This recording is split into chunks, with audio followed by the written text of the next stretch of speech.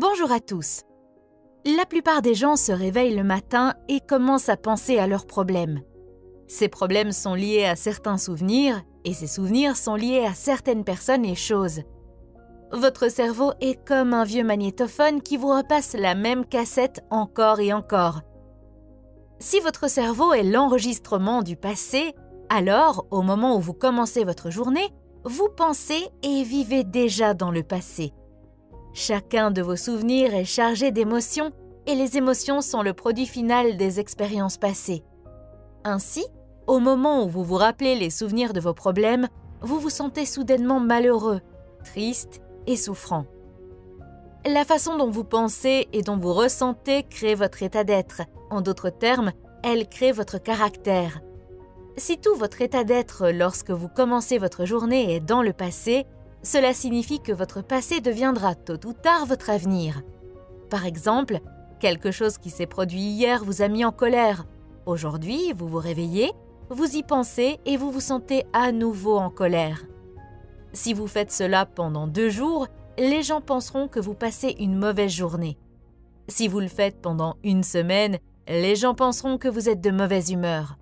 Si vous continuez suffisamment longtemps, la colère fera bientôt partie de votre caractère. Vous serez connu comme une personne qui est toujours en colère. Ainsi, comme vous pouvez le constater, vos pensées ont quelque chose à voir avec votre destin. Ce qui signifie que si vous continuez à penser au passé, vous allez continuer à créer la même vie. Sans même vous en rendre compte, vous continuez à créer la même vie que vous n'aimez même pas. Voilà comment cela se passe généralement. Vous vous réveillez et vous attrapez votre téléphone portable, vous vérifiez votre Instagram, votre WhatsApp, vous lisez quelques emails ou textos, puis vous vérifiez les nouvelles. Et là, enfin, vous vous sentez vraiment connecté à tout ce qui est connu dans votre vie. Après cela, vous passez par une série de comportements routiniers. Vous sortez du lit du même côté, vous allez aux toilettes, vous prenez un café dans votre tasse préférée, vous prenez une douche, vous vous habillez et vous prenez le même bus où vous allez au travail de la même façon. Ensuite, vous arrivez au travail et vous voyez les mêmes personnes qui poussent les mêmes boutons émotionnels. Une fois le travail terminé, vous vous dépêchez de rentrer chez vous pour refaire les mêmes choses le lendemain. Cela devient votre routine. Et la routine fonctionne comme un programme informatique et maintenant vous avez perdu votre libre arbitre au profit d'un programme. Ce n'est plus vous qui dirigez le spectacle, mais le programme subconscient. 95% de ce que nous sommes à 35 ans est un ensemble mémorisé de comportements, de réactions émotionnelles, d'habitudes inconscientes, d'attitudes, de croyances et de perceptions qui fonctionnent comme un programme. Ainsi, vous pouvez dire, avec votre esprit conscient à 5%, « Je veux être en bonne santé, je veux être heureux, je veux être libre ». Mais le corps est géré par un programme différent. Vous mettez les 5% d'esprit conscient contre l'esprit subconscient qui est à 95%. C'est comme mettre un type maigre moyen contre un haltérophile de niveau olympique dans une compétition d'haltérophilie. Pas étonnant que vous ne puissiez pas faire de changement et que vous finissiez par revenir à l'ancien programme et créer la même vie. Alors, comment commencer à faire des changements ? Eh bien, vous devez aller au-delà de l'esprit analytique. Car ce qui sépare l'esprit conscient de l'esprit subconscient, c'est l'esprit analytique. Et c'est là que la méditation entre en jeu. Par la pratique de la méditation, vous pouvez apprendre à modifier vos ondes cérébrales et à les ralentir. Et lorsque vous faites cela correctement, vous pouvez entrer dans le système d'exploitation où vous pouvez commencer à apporter des changements fondamentaux. La plupart des gens attendent une crise, un traumatisme, une maladie ou un diagnostic pour commencer à changer. Le message de Joe Dispenza est le suivant. Pourquoi attendre que des choses négatives se produisent ? Vous pouvez apprendre et changer dans un état de douleur et de souffrance, ou vous pouvez apprendre et changer dans un état de joie et d'inspiration. La plupart des gens passent 70% de leur vie à vivre dans la survie. Ils vivent dans le stress. Ils sont donc toujours en train d'anticiper le pire des scénarios en fonction de leurs expériences passées. Ils choisissent littéralement les choses négatives parmi le potentiel infini du champ quantique. Ils sélectionnent le pire résultat possible. C'est comme regarder le menu avec une quantité infinie de nourriture et de boissons et choisir la pire option possible. C'est comme ça que ça se passe. Chaque fois que vous vous rappelez l'événement négatif, vous produisez la même chimie dans votre cerveau et votre corps comme si l'événement se reproduisait. vous envoyez les mêmes signaux émotionnels à votre corps. Votre corps est en quelque sorte votre esprit inconscient. Votre corps ne fait pas la différence. Le corps pense que cet événement se produit en ce moment même. La plupart des gens recréent constamment leurs états émotionnels négatifs en y pensant constamment. Ainsi, lorsque vient le moment d'abandonner cette émotion négative, ils peuvent dire « Je veux vraiment changer ». Mais le problème est que le corps est plus fort que l'esprit. Le corps a été conditionné pendant des années aux émotions négatives. Le corps était autrefois un serviteur, mais il est maintenant devenu le maître. Tout à coup, lorsque vous décidez de changer et d'avancer dans l'inconnu, le corps n'aime pas ça. Le corps préfère ressentir de la culpabilité et de la souffrance parce que cela lui est familier et qu'il peut le prévoir. Être dans l'inconnu est un endroit effrayant pour le corps. Entrer dans l'inconnu, c'est comme entrer dans une rivière profonde. Le corps sait que si vous réussissez à passer de l'autre côté de la rivière, il va mourir. Il fera tout ce qu'il peut pour vous en empêcher. C'est pourquoi, dès que vous commencez à méditer, votre nez se met soudainement à gratter.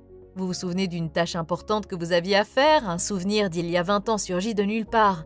C'est votre corps qui vous dit « Allez, abandonne et laisse-nous retourner à notre ancienne vie misérable ». Le corps a beaucoup d'outils et il les utilisera tous pour vous empêcher d'entrer dans l'inconnu. L'inconnu est le meilleur endroit pour créer votre futur. Et le moyen le plus facile d'entrer dans l'inconnu est la méditation. Une fois que vous êtes dans un état méditatif profond, vous pouvez commencer à créer votre avenir. Quel genre de nouvelle vie voulez-vous?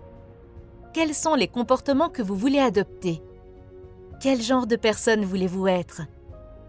L'acte de fermer mentalement les yeux et de répéter les choses ou les comportements que vous voulez dans votre vie est la meilleure façon de créer votre avenir.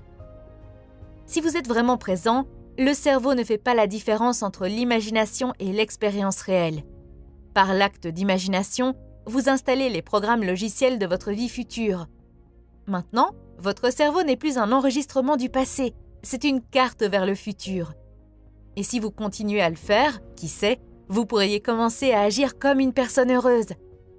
La partie la plus difficile est d'apprendre à votre corps, sur le plan émotionnel, ce que vous ressentirez dans le futur, avant l'expérience réelle. Il ne suffit pas d'imaginer, il faut le ressentir émotionnellement dans son corps. Si les pensées sont le langage du cerveau, les sentiments sont le langage du corps. C'est à travers les sentiments et les émotions que votre corps comprend ce que votre esprit vous dit. Si vous ne ressentez rien, cela signifie que votre corps ne reçoit pas de signal. C'est comme si dans votre chambre, le modem Internet fonctionnait, mais que vous ne pouviez pas vous connecter parce que vous avez désactivé le Wi-Fi sur votre téléphone.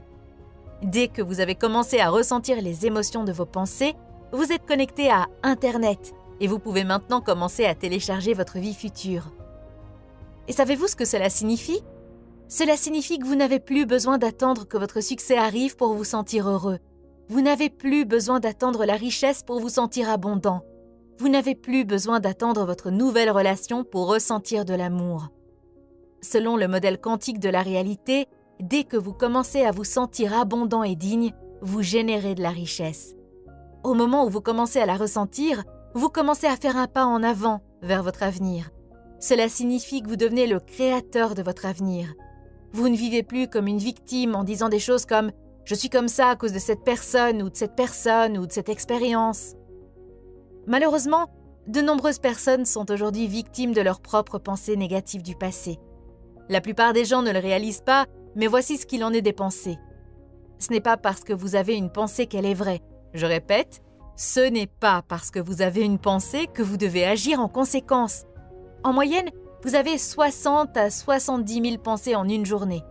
90% de ces pensées sont les mêmes que celles de la veille.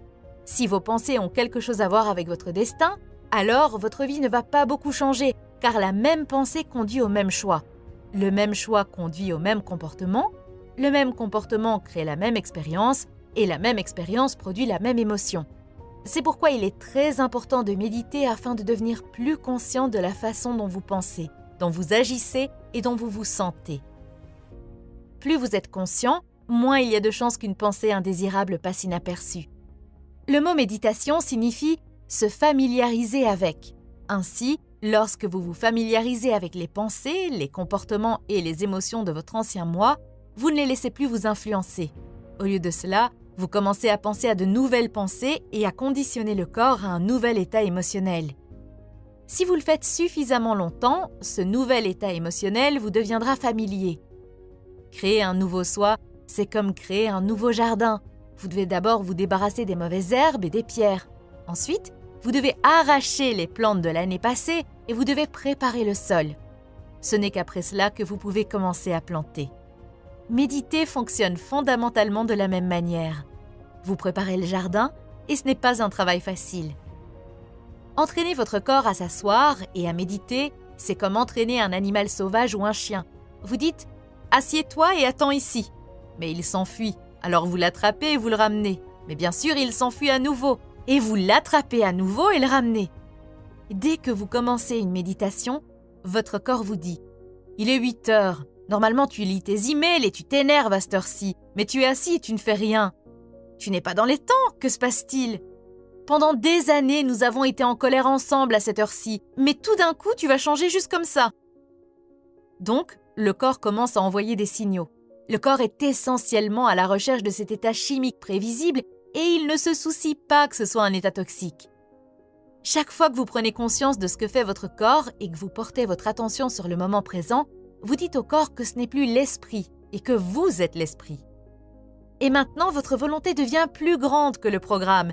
Et si vous continuez à faire ça encore et encore, encore et encore, comme un chien dressé, le corps va s'asseoir et obéir. Au moment où le corps s'abandonne, il y a une libération d'énergie. Vous passez de la particule à l'onde, de la matière à l'énergie, et vous vous libérez des chaînes de ces émotions qui vous maintiennent dans un passé familier. Si vous faites cela pendant une semaine, vous commencerez déjà à avoir des différences dans votre vie. Vous commencerez à vous surprendre plus souvent et vous éviterez de retourner à votre ancien moi malheureux. Bien sûr, vous devez répéter le processus suffisamment longtemps pour que votre réalité future devienne votre réalité actuelle.